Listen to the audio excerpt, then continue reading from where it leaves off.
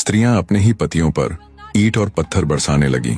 दरअसल हुआ ये, जब अढ़ाई छैल के इंतजार में मीणा लोगों को तालाब के अंदर बैठे आधी रात से भी ज्यादा गुजर गई, तब उनकी बुद्धि ने काम किया कि हो ना हो वो हरामखोर नाई ही अढ़ाई छैल था जो हम सबको बेवकूफ बना गया।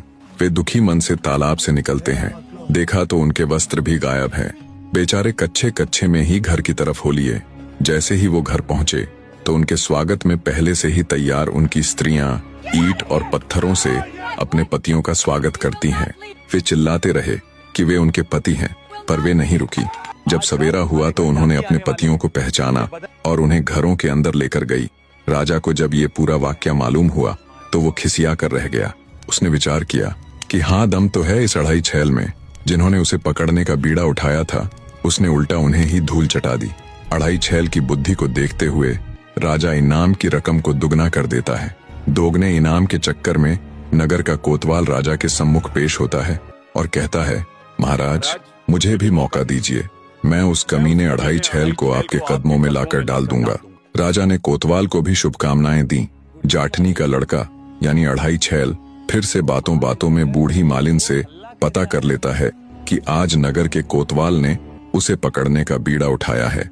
उधर शाम होते ही कोतवाल गश्त के लिए निकल पड़ता है और इधर जाटनी का लड़का एक बूढ़ी स्त्री का रूप बना फटे पुराने कपड़े पहनकर नगर के चौक में बैठकर दाना दलने लग जाता है।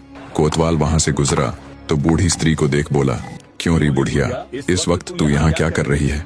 बुढ़िया बने अढ़ाई छैल ने हकलाते हुए बूढ़ी स्त्री की तरह ही जवाब दिया, क्या बताऊं हुजूर, अढ़ाई छैल आया था और अपने घोड़े के लिए दाने दलवाने का काम सौंप गया।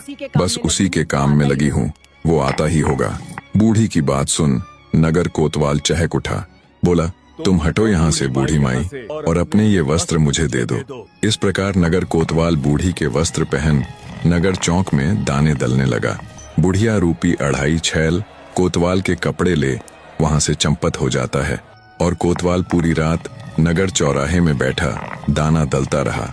जब दिन निकलना शुरू हुआ तब आते जाते लोग कोतवाल के ऊपर हंसते कि ये आज कोतवाल को क्या हो गया जो इस भेष में नगर चौराहे पर बैठा दाना पीस रहा है।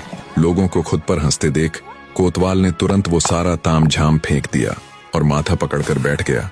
साला वो अढ़ाई छैल बुढ़िया का रूप बना मेरे साथ भी खेला कर गया।